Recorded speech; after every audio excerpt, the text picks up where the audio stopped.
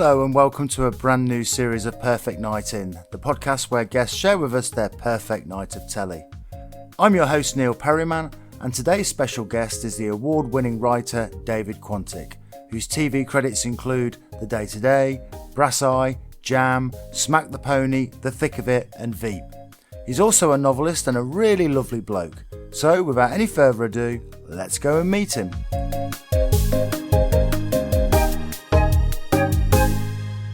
Hello David, welcome to Perfect Night In. Hello Neil, how are you? I'm fine, I'm thrilled to have you as my first guest back, and you've chosen an incredibly interesting lineup of programmes to talk about. Now before we start, can I just ask you, where is this Perfect Night In taking place? Can you describe your ideal surroundings for this night of entertainment?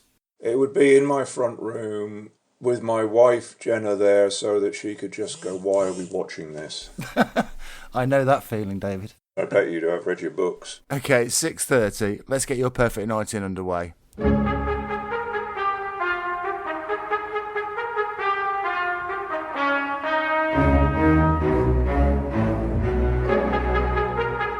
You're about to see edited highlights from one of the lengthiest and most complex cases in legal history. Everything about it is highly fictitious, and the proceedings are not all that legally accurate. So your evening kicks off with an episode of Crown Court. Why have you chosen this? Well, this is the interesting thing. I mean, to me it's interesting, to you it probably isn't. When I was a teenager, in half terms and days off ill, there was very little in the way of afternoon TV. There weren't even Australians or medical things then, but there was Crown Court. And yes, I really, really enjoyed it. And then in later life, something extraordinary happened. I became interested in a surreal playwright called N.F. Simpson. Comic genius, was massively popular in the 1950s. He's just one of the great playwrights and comedy writers. And he got little bits of telly as well. But extraordinarily, even though he's the kind of writer who made Spike Milligan look like Richard Curtis, he was given an episode of Crown Court to write. And when I say episode, I mean a week's worth of telly. Yeah, the episode we're talking about is called An Upward Fall. One thing about N.F. Simpson, all his titles, almost all of them, somebody pointed out, are impossible. A Resounding Tinkle, One Way Pendulum, An Upward Fall. They're all nonsense. So how did N.F. Simpson end up writing for Crown Court? He did a lot of TV in the 70s. He did a fantastic Sherlock Holmes comedy called Elementary, My Dear Watson. Also, Simpson did some fantastic TV plays. He did a brilliant one for ITV called Silver Wedding. He just had a strange knack for writing things that looked normal. A bit like The Day Today. If you were out of the room, it looked normal till you went in the room. And the plot of An Upward Fall is, if memory serves me right, that the owners of an old people's home, which for some reason is on the end of a cliff, have provided toilet facilities at the bottom of the cliff, some 300 feet below.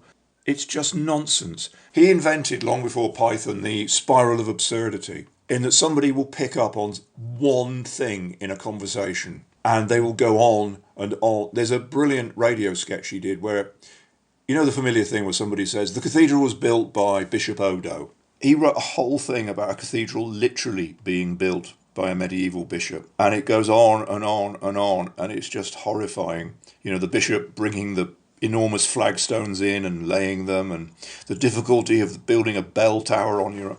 So An Upward Fall is amazing because there are modern equivalents. You know, there was an episode of Doctors where there was a woman who thought everyone was Joe Pasquale, and I think that's because in those long-running cheap shows, every so often they're like, stuff it. It is now for the defence to open its case. Now, whilst we're waiting for this to happen, this might be the moment to go outside the courtroom where witnesses are waiting to be called for other cases which are going on in the same building concurrently with our own and are passing the time in small talk. And the glory of the show, of course, is that obviously all the lawyers and judges are played by actors and the witnesses, but the jury were members of the public.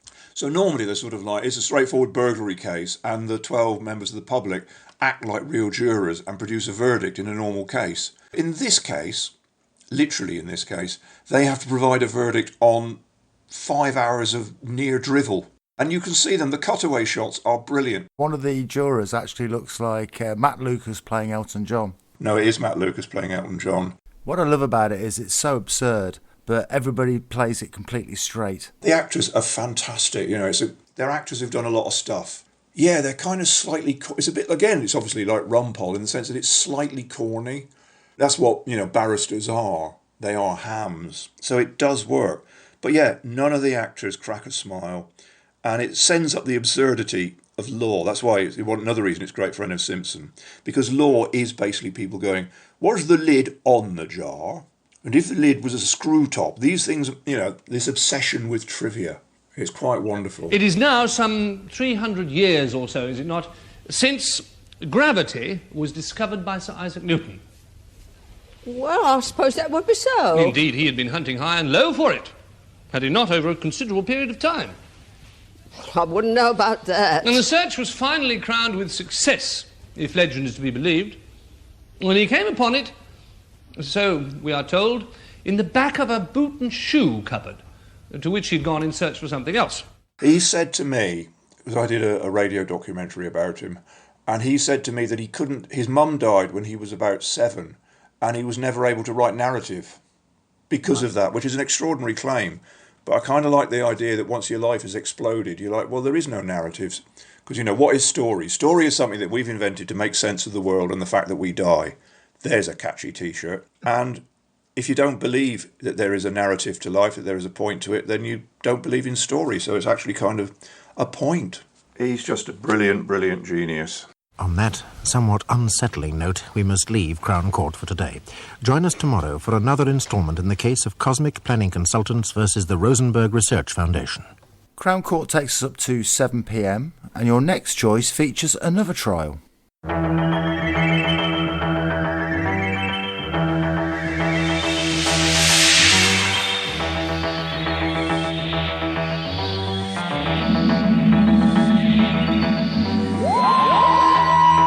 I saw Doctor Who from my pram, according to my dad.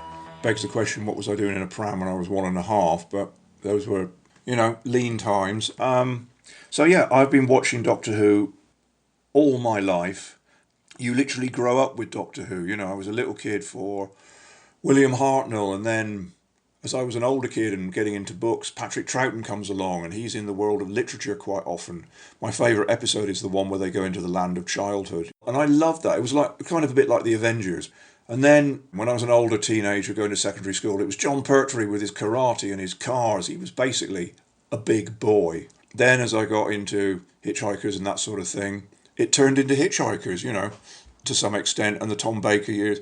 Then, I'm going to stop in a second, don't worry. Then I went to London to be a student. I didn't have a television, and Peter Davidson was 3, and it was Tristram from a different show. So I missed out. I stopped watching Doctor Who until Sylvester McCoy. And I watch it now with my son, and we've just got to Matt Smith, and it's great going... Well, as you may know, it's great going back. And you've actually written a couple of Doctor Who stories, haven't you, David? I did a big finish for Sylvester McCoy and Ace, and I looked it up the other day, and according to someone online, it has been voted the worst big finish of all time, which really makes me happy. There's a writer called Nev Fountain writes these books that are basically about Doctor Who companions being killed at conventions. What I hadn't known was the whole world of Doctor Who, that once you're in. So yeah. Sophie Aldred is going like, yeah, we went, it was the launch last week of, the new series, and we were all there, and they all go, which I just think is fantastic.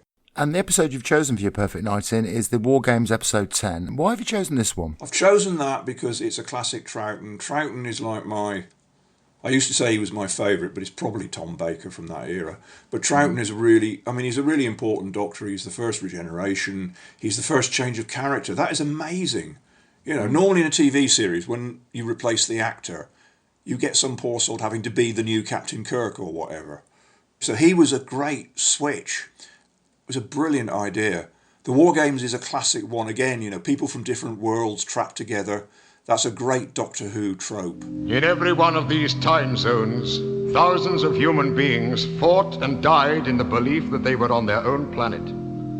The survivors have now all been returned to their own times on the planet Earth, but the death roll is beyond counting. These lives were squandered in the course of a vicious and diabolical scheme to gain control of the entire galaxy. And this is a really important episode as well, isn't it? Because this is the first time the Doctor goes back to his home planet, he's put on trial, exiled to Earth, and regenerates. Yeah, it's been going long enough for the people to go, let's just answer some bloody questions, because obviously there's no internet and stuff, but people are saying, where's he from? What's a Time Lord, you know?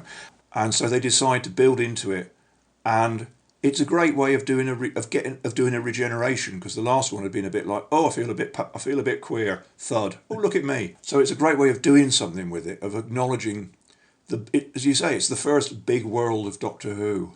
My other reason for having it is that they filmed a lot of it near Burling Gap in Sussex, where I got married. I think one of the striking things about this regeneration is you don't see the actor he regenerates into in this episode, and it's actually a cliffhanger. I mean, there is the thing that people didn't analyse so much then. Now, we do it this way because there's no choice, you know, to be honest. The moment you see Ncuti Gatwa's face in the paper, the moment it's announced, everybody can picture the regeneration anyway, which was a good reason to make it a different kind of regeneration this time. So you've got no choice, really. You might as well do it and see the exciting moment. And the regeneration has become a great moment where, you know, it's almost as important as seeing the new Doctor. You know, is he going to mention his teeth again? That sort of thing. But, you know, back in 1960, whatever, people weren't going, oh, I hope it's George Lazenby. You know, when John Pertwee got it, people were like, oh, don't really know who he is, but he was in the Navy Lark. Imagine.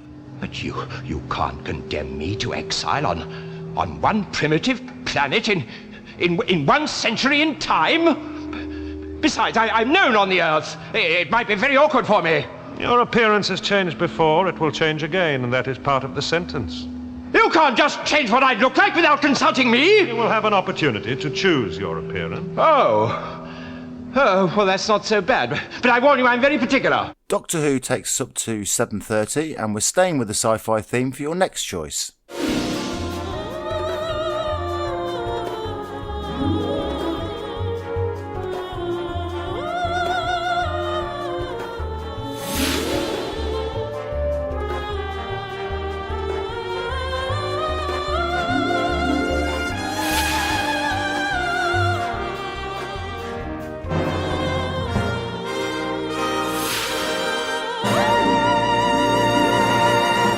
Of course, Star Trek, and you have chosen the Season 2 episode, Patterns of Force. I have chosen Patterns of Force because when I was a kid, I was into war. Both my parents had been children in World War II. As anyone will tell you, the war was everywhere in the 60s and 70s. You know, from Dad's Army to the World at War, every toy. It's weird, my kids don't play guns. They don't play cowboys, they don't play soldiers, but in those days, you know, you were shooting people constantly. There was a fantastic thing. You could make people better. You would just run up to them, touch them with 2 fingers and say, 2-4. So war and the desperate urge to own a Batman suit, which only one kid had. War was part of life, and I grew up making models, all that. And the Star Trek one is the Nazi one, let's be honest here. It's a brilliant concept. Somebody goes to a planet, decides it needs bringing up to speed, and thinks the most efficient model is Nazism. Why did you interfere with this culture? Planet fragmented, divided. Took lesson from Earth history. But why Nazi Germany? You studied history, you knew what the Nazis were. Most efficient state Earth ever knew. You can see his point, because if you go around Starfleet and you're like, oh God, look at them all, they're snogging every week and they're just lounging about, eating grapes because they've had their minds transferred or whatever. Basically, Star Trek is kind of the hippie navy. But yeah, I mean, it combined 2 of my interests, science fiction and Nazis, so it was fantastic. It's got a lot of good tropes in it. It's got Spock in a woolly hat, which is always good, and it deals with the whole kind of fascism, anti-Semitism thing pretty well, not in a tawdry manner. And the fact that, you know, Shatner and Nimoy are both Jewish as well is not irrelevant, I think. It's done really well, you know. And a lot of people say now, it's a clever thing to say, it's like, oh, I don't like Star Trek because it's military. And it's kind of not really, you know. There's something about Star Trek. I mean, I was shocked once because Jim Davidson said it had taught him everything about life, and it's like, it clearly hasn't. How could a man as brilliant, a mind as logical as John Gill's, have made such a fatal error? You drew the wrong conclusion from history, I think. The problem with the Nazis wasn't simply that their leaders were evil, psychotic men. They were. But the main problem, I think, was the leader principle. What he's saying, Spock, is that a man who holds that much power, even with the best intentions, just can't resist the urge to play God. Thank you, Doctor. I was able to gather the meaning. I'm a fan of the whole thing in general. Again, in the 80s, when I was clearly on drugs, I missed The Next Generation, which made watching the films a bit difficult, because you're like, what? What's going on? Who's that? And in the end, I just did analogues. I thought, oh, Data is Spock, and after that, you just get completely lost. But yeah, some of the modern Treks are a little bit discussion programme. Oh, God, there's one with a trial in it in Discovery, and it all ended up with the actors all clapping someone. Really was Rainbow Coalition of Love for all mankind. And it's like, in Star Trek in the old days, it was like, we love everyone, but we're going to kill everyone to show how much we love them. Okay, David, Star Trek takes us up to 8:30, and there's a slight change of pace for your next choice.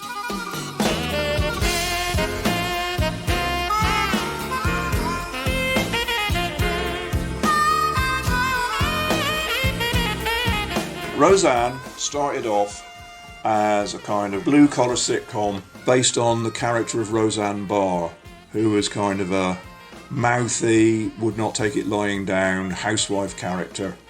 And started off, it was funny, it was well written, had a great cast, pretty much everyone in it has had a great career.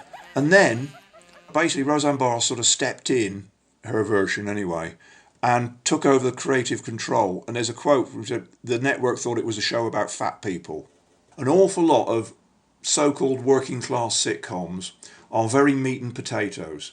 They seem to be based on the idea that if you're not middle class, if you didn't go to Oxford, you can't take wit, you can't take surrealism, you can't take strangeness. And Roseanne just reversed all that. It was about the trials of an ordinary family who hadn't got money. It was about domestic issues, but also it was so funny. It was witty. There were brilliant jokes in it, some of which probably a bit aged. It was really surreal. One of my favourite moments is when the young woman who played Becky left and was replaced with a couple of jokes about it. But the post-credit sequence was a 1970s sitcom type sequence called There Are Two Beckys. And they wrote a song. There are two Beckys. They walk alike, they talk alike, abruptly leave the show alike. You could lose your mind when Becky's ain't two of a kind. It was beautifully done, and oh God, there's a line which I will get wrong. They're talking about someone who's stupid, and I think Roseanne says that she's stupid, and I think Roseanne says we're so stupid that the light from stupid will still take 5 million years to reach us. And you don't get that in Mrs. Brown's Boys. And which episode of Roseanne have you chosen for your perfect night in? Almost at random, a Halloween episode, because they were the Roseanne specials. Instead of the Christmas special, which I think they also did, they would just try and top themselves, not literally, with a Halloween special with ridiculous costumes and just the whole palaver of Halloween. I hate Halloween. Oh, you don't even know what Halloween is. Well, why don't you not tell me about it? Okay, I won't. Halloween is the one night of the entire year where the veil is lifted between the living and the dead. And the dead return from hell to walk the earth. And we have to dress up like ghosts and goblins and stuff to fake out the evil spirits, or else they might carry us back to hell with them. So why do the dead people come back? For the candy. There's no chocolate in hell. That's why it's hell. I know you'll disagree with this because Roseanne Barr is rightly vilified for her insane opinions about cannibalism and worse. But when they brought Roseanne back, before COVID, it was really interesting. Before Roseanne went mad again, it was an attempt to do something with, what we'd now call the MAGA Trump fans. Because the idea was brilliant that Roseanne was a Trump fan and Jackie, her sister, was a Democrat. So that instead of just the usual kind of Hollywood, oh, look, here come some Donald Trump fans, I bet they are eating their own feet, they had a character who was a Trump supporter and they discussed stuff in a funny manner. And that's not done normally. It's just the assumption that, either you're a country and Western fan and it's a redneck sitcom, or you're a Frasier fan. And just to finish, even when Roseanne was sacked, the Connors which was the kind of keep it going sitcom when they made it into a family show. It was good, even though they had, you know, the elephant in the room, or the elephant that had left the room. But there were two Beckys in it. Meet Lisi, the one you used to see from 88 to 93. But Sarah came and took her place because she had a similar face. That's life on TV, but they're Beckys. I mean, Roseanne is so important to me. One of my favourite Roseanne things. Did you know, fact fans, if you watch The Big Bang Theory, which is also Roseanne Extended Universe, they've got a tiny version of the crochet blanket from Roseanne's sofa on their couch. And on that bombshell, we've reached the halfway point of your perfect night in, David. Before we continue, can I get you something to eat? A nice snack, perhaps? My parents' house, it would be cheese and biscuits and a cup of tea. Any particular type of cheese? Just a nice domestic cheddar. Grate it, bake it, stack it, snack it, soup it, scoop it, chill it, grill it, any way you please it, cheese it. You can toast it, you can host it, share it, bear it, any way you please it, cheese it. Cram with calcium, packed with protein too, lots of vitamins, good for me and you. There's 100 ways to eat it, but there's no way you can beat it, any way you please it, cheese it. Can I ask you a personal question? I'm already married. What's your favourite flavour of Monster Munch? I don't have a favourite flavour of Monster Munch. Thanks, David. That's completely killed any chance of a Monster Munch sponsorship deal for this podcast. Anyway, it's 9 p.m. Let's get the second part of your perfect night in underway.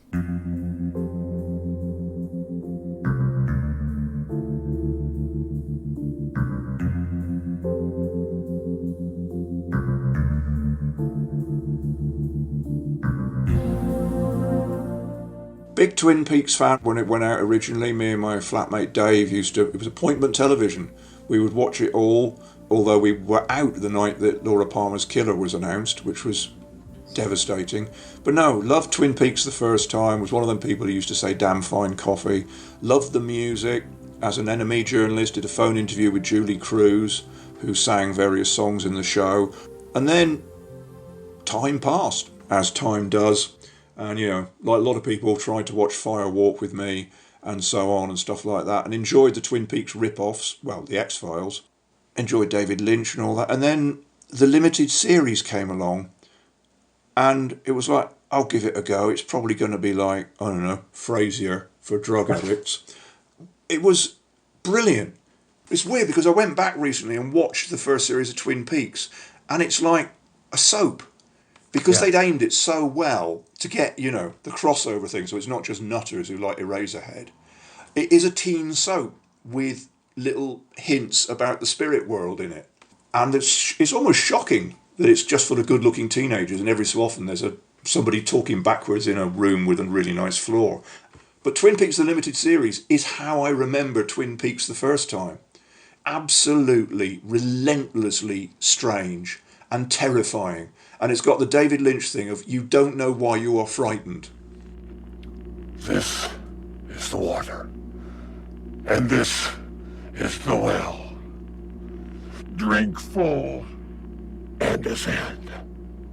The horse is the white of the eyes and dark within. And you've chosen the notorious episode 8 for your perfect night in.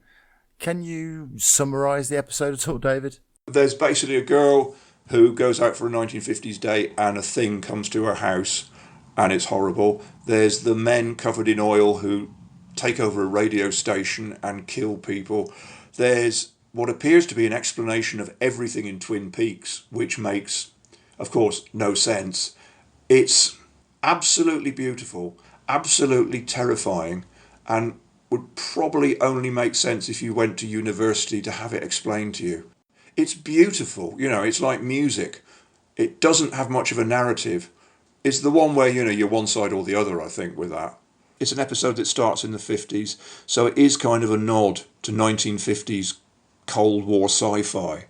You know, it makes sense. David Lynch's roots would be in that world as well. So yeah, it's like everything, like the couple in it, the lovely teenage couple. It's almost a flashback to Blue Velvet, you know, a really sweet small-town couple whose lives are torn apart by a horrific entity. That's kind of David Lynch entry level, that is. But yeah, It's an extraordinary episode. Got a light? Got a light? Got a light? There's a clip somebody put up on YouTube. They're filming something and a woman makes the mistake of saying something like, you know, we could probably edit this, or we could cut this down or make it shorter. And Lynch just goes off on me and goes, make it shorter. What's the fucking obsession with making things fucking shorter? What is this with everybody? What is it? Really? Only me. It's Why? my fault. I'm serious. Fucking A, man. It drives me nuts. Who gives a fucking shit how long a scene is?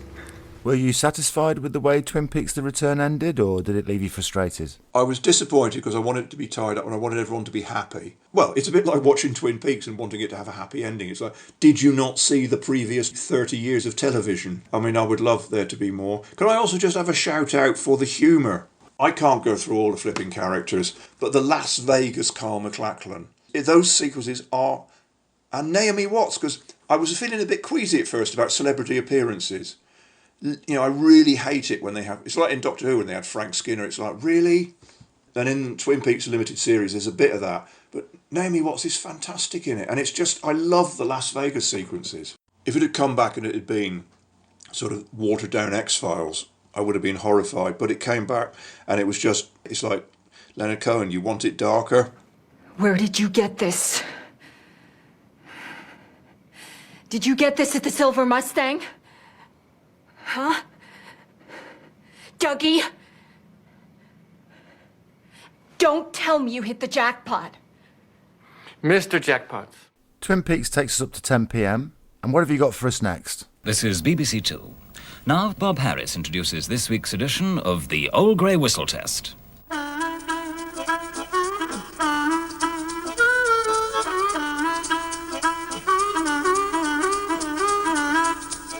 I've chosen this because I loved the show. I started watching it as it lost its senses, or direction really, during the punk era, because it had been, you know, very happy and conservative with Bob Harris and album tracks, and of course that kind of knocked it on its side because it was an album show where bands would come on and play a track from their album, but punk and new wave were very singles orientated. So things were happening really quickly, you know, we weren't waiting for the Sex Pistols album, we were waiting for the singles. And it took a long time to readjust. And getting Annie Nightingale, you know, who's one of the all-time greatest British DJs, getting Annie in as a presenter with her enthusiasm and her slight crossover interest was fantastic. And they did end up with some brilliant performances. Public Image Limited is a famous one. But the one I'm sort of focusing on, The Damned, where they do the whole Damned routine, perform some of their best songs and inevitably kick all their instruments over. It's a brilliant moment. They're back together. Rat Scabies, Captain Sensible, Dave Vanian, and a new bass player, Alistair Wood. They just made a new album and very kindly consented to join us in the studio tonight to play a selection from it. Ladies and gentlemen, The Damned.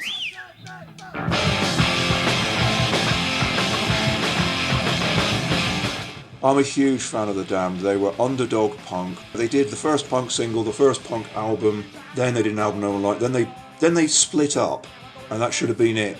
And they were kind of like my mates at school like them, they were like my mates at school, you know. They were funny. They were not sexy. They were a bunch of misfits, and also they shouldn't have worked because they didn't have a look. One of them was a vampire, one of them was kind of a beaky Keith Moon, one of them was a bit of a punk. One of them was dressed, you know, in a red... They didn't look like they even knew each other. I don't even care if I'm the dumbass. Don't wanna be a stuff like that. I'm the rest. It still blows my mind that one of them will have a #1 hit single with Happy Talk in a few years' time. The last 50 years since punk has taught you that people will change careers abruptly, do anything they want. I would say the great thing about punk is it enables you to have a #1 with Happy Talk from South Pacific.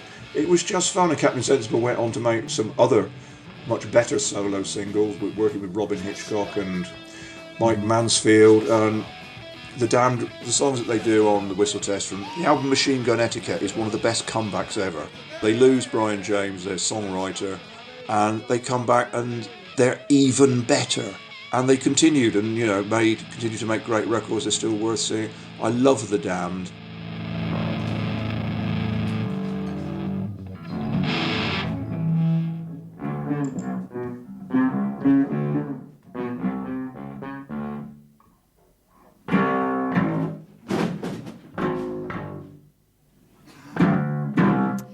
You must bear in mind that these studios are haunted by The Who. That was The Damned with Smash It Up, and I just can't be happy today. I think they enjoyed themselves. Because they had no audience, you felt it was a performance for you. It's whenever they had an audience in, it spoiled it. You were just watching people watching a gig. Whereas because the band were playing to the cameras, literally, there was no one else there apart from the presenter who would turn around in his chair and stroke his beard. And because it was done famously in a tiny continuity studio, it felt like it was just for you, that you were looking in on a rehearsal. Then the 80s came, and the Whistle Test was Mark Ellen and David Hepworth, and it became a bit country rock, alt country, all that kind of thing. And then the new shows came, and they were youth shows. The Tube and Switch and Big World Cafe. Terrible name for even a Big World Cafe. Yeah, and then it became youth orientated, and later is, I don't know what it's meant to be. Tonight on Whistle Test we've got Rex Higgins, Steve Flea, the Wretched Admiral Sphincter, Grunties, Hot Nadgers, Red Buttocks and Toad the Wet Sprocket, so it promises to be really good. We're staying with the music theme for your next choice, David, at 10:45. So now on BBC Two, Rock Family Trees charts the turbulent years of one of the best heavy rock groups of all time.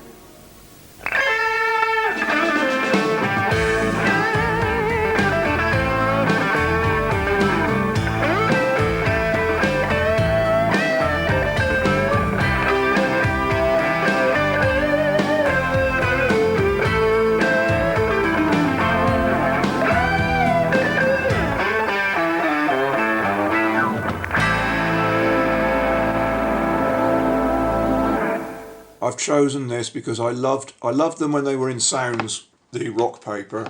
Pete Frame, brilliant designer. As a nerd, I was fascinated by all the shapes of the family trees and the different members leaving and joining different bands. It gave a real sense of rock music being this weird world where the keyboard player from a punk band could turn up in a prog rock band and all that kind of thing. I own a rock family tree. They printed some off, and I've got Susie and the Banshees, the Buzzcocks and Magazine on my wall as we speak. So yeah, that was cool. And then when they did it as a TV series, I was in, because all those stories, now Fleetwood Mac have become the go-to band for lineup changes and fascinating soap opera. But Deep Purple were my boys, The story of Deep Purple and its offshoots, bands such as Rainbow, Whitesnake and Gillan, reads like an A to Z of British hard rock and heavy metal. First formed in 1968, Deep Purple's roots extend back into the R&B boom of the early 60s. Founder members cut their teeth in such groups as the Outlaws, Screaming Lord Sutch, MI5 and Johnny Kidd and the Pirates. When I was at school in the sixth form getting into punk and that, I had a few friends and older kids that I knew who really liked Deep Purple, so they got overly represented on the school sixth form record player. And because Deep Purple had kind of, they'd split up and not split up, but basically you could go out and buy records by Rainbow and Whitesnake and the Ian Gillan Band, who were all spin-offs from Deep Purple, and they all had Smoke on the Water on the B-side, which I thought was brilliant. Whatever band you were in, if you had any connection to Deep Purple, you had to do Smoke on the Water live as a B-side. That was a law. It was repealed by Thatcher. It's one of the few good things she did. But yeah, and the Deep Purple story is fairly standard, They were a 60s, slightly psychedelic band, got rid of their original singer, got in Ian Gillan, who'd been in Jesus Christ Superstar, the album. They had a hothead guitarist, Richie Blackmore, and for a while, they were just the best rock band in the world. They were fantastic. Because no one could get on with Richie Blackmore, particularly Ian Gillan, they had line-up changes to satisfy anyone. And they were always kind of getting back to that Platonic ideal of Gillan and Blackmore that never quite happened. Yeah, they were absolutely fantastic. The live album Made in Japan is definitely in the top 1 live albums of all time. They ditched the name Roundabout and decided to make a list of new names. The list got huge. I mean, there was all sorts on it. Concrete God, I remember, was very strongly favoured at one point. Orpheus was another one. And several, do please remember it was 1968. People would come up with ridiculous names, and every so often Richie Blackmore would say, like Deep Purple. Because we all knew it was the title of a song, hit song, Nino Tempo and April Stevens. Deep Purple. Richie's spoken to his grandmother. This new band you've got, are you going to play my favourite song, aren't you? And he'd said, what's that, Grandma? And she said, I like that song, Deep Purple. That's a lovely little song, So it's Richie's grandma's favourite song. Richie Blackmore is basically a twat in a hat. He's got this weird moustache, and he's always filmed with his girlfriend, and they're holding lutes and dressed in black. You're like, waste of a talent. It's a shame that Richie Blackmore doesn't actually appear in this documentary. He probably refused. I mean, he turns up, he's traceable in other documentaries. I'd forgotten he wasn't in that. But then you've got John Lord, who was the daddy of the band. The big bear of a man who was immune to all the nonsense. The sensible one. Yeah, sensible, but also someone who wrote a concerto for group and opera orchestra and had it performed with Deep Purple and the Philharmonic Orchestra at the Albert Hall. Yeah, it was his vanity project, and they didn't go back there ever again. The news had still not been broken to Rod Evans and Nick Simper, but rumours were flying around the London music scene. It came to the ears of a very close friend of mine. So he said, I've heard this rumour, he said, that you and Rod are leaving. They got 2 new guys in. I said, every time a band has a bit of success, you hear these rumours. He said, I think it's true. And I just said, that's rubbish. I had that much faith in the band, and I had that much faith in the guys I was involved with. I just totally dismissed it. We got our management to call Rod and Nicky. Terribly cowardly thing to do.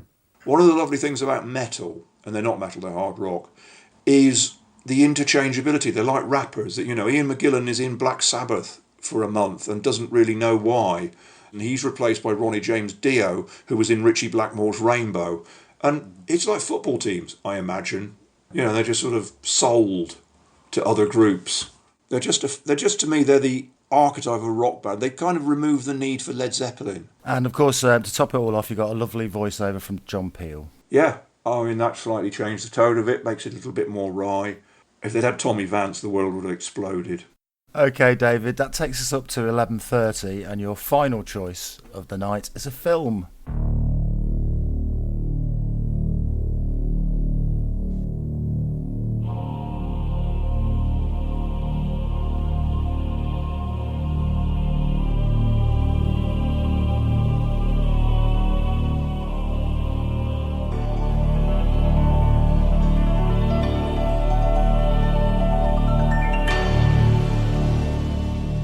Time Bandits was just an obvious choice for me to go and see when I was a teen. Michael Palin and Terry Jones wrote it, Terry Gilliam directs it, John Cleese is in it, one of the best cameos of all time. And to me, it was a perfect movie. It was just such a great idea. It was really funny. There's a boy called Kevin. He's a young lad. He lives with his parents, who are obsessed with the consumer society, and like all the best parents in kids' stories, have no interest in him whatsoever. Then one night, a bunch of strangers appear in his bedroom, running away from a giant head, and he follows them. They're the Time Bandits. They're the people who work on repairing the universe, but they've decided to become thieves, having stolen a map of time, and travel in time to rob people, and of course they're crap at it. Meanwhile, God is after them. Meanwhile, the devil, played brilliantly by David Warner as evil, is after them as well. There's a famous speech where he's criticising God's creations. Parrots, nipples for men. God isn't interested in technology. He knows nothing of the potential of the microchip or the silicon revolution. Look how he spends his time. 43 species of parrots. Nipples for men. Slugs. Slugs? He created slugs. They can't hear, they can't speak, they can't operate machinery. I mean, are we not in the hands of a lunatic? It's one of the funniest characters, and his attitude to his staff, one of whom is brilliantly called Benson, he just keeps vaporising people. And I can quote huge chunks of it. There's a bit at the end, no spoilers, where the Supreme Being is revealed to, of course, be Rafe Richardson. And somebody questions him about something, to which he says, I am the Supreme Being, you know, I'm not entirely stupid. It definitely has an amazing cast. You've got Shelley Duvall, Sean Connery. Allegedly, it's said in the original script, he takes off his mask to reveal Sean Connery or someone else we can't afford. And Connery liked it. And it adds a new level to it because it's not silly. It's about longing for parents and longing for a child. And he's the still centre of the movie. It's great that, you know, this Greek king is a fireman. That, you know, he's really cool, goes around saving people. There's a brilliant cameo moment when they meet Robin Hood and two of the merry men are having an arm wrestling contest. And one of them arm wrestles the arm off the other. You're all robbers, Oh, then, the best, are you? Mr. Hood. Jolly good. And you're a robber, are you? Jolly good. And do you enjoy robbing, then? Well, it helps pay the rent, sir.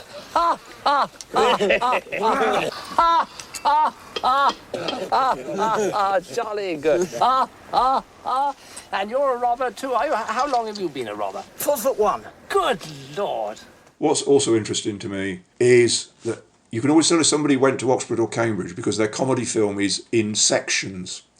Like Richard Curtis films are always in sections because they come from sketches, so they write chunks. And Python particularly, made no bones about it. They would write a load of scenes and stick them together, and that's what Time Bandits is as well. What the hell is going on up here? I told you to put that light out and get to bed. And no more noise. I had the terrible bad luck of getting into Monty Python just as John Cleese left. And I had some records and stuff and they were good, but I'd be watching these episodes thinking, what is this? This 20-minute sketch set in a shop with nothing funny in it. And I've always had an ambivalent relationship with Python, that when it's good, it's brilliant, and generally it's Cleese. But when it's bad, it is just, stop it. And this is how David Quantick's Perfect Night In shapes up. It all begins at 6:30 when Fulchester Crown Court presides over one of the most surreal and complex cases in legal history. And this is followed by another trial at 7 when Doctor Who is accused of being a bloody nuisance. Captain Kirk and Mr. Spock find themselves up against neo-Nazis in Star Trek at 7:30. And we join Roseanne as she celebrates Halloween at 8:30. At 9, we return to the town of Twin Peaks in search of a light, and that's followed by a smashing performance from The Damned on the Old Grey Whistle Test at 10. At 10:45, Deep Purple are the subject of an especially dysfunctional edition of Rock Family Trees. And our evening concludes with the movie Time Bandits, which features Sean Connery, nipples for men, and 43 species of parrots. And that's David Quantick's Perfect Night In. So, David, before we go, what is it you're up to at the moment? Well, I'm working on I've got a radio show with French and Saunders called Whatever Happened to Baby Jane Austen. Series 3 coming up. I've got a book of short stories coming out with an indie, but the main thing is I am kickstarting a novel called The Hyena. This is about a surrealist writer, a woman called Deborah Parkinson in the 1930s, who never becomes famous, but inevitably meets everybody who does become famous, and her voyage through life, and it's funny and emotional and ludicrous. Good luck with that, David. I'll leave a link to that Kickstarter in the description of this podcast, and I believe you've got until the 21st of November to back it. Now, before you go, David, one final question. If you could spend this perfect night in with anybody at all, living or dead, who would it be? Gosh, Brian Ferry. He'd probably offer me a whiskey and I'd go, no, Brian, I don't drink. And he'd go, how about a martini? I'd go, if Brian Ferry offers you a martini, you always say yes, so I'd be able to get drunk. Also, he might tell me a bit about his recording career, and that would be most enjoyable. Thanks, David. Thank you, Neil.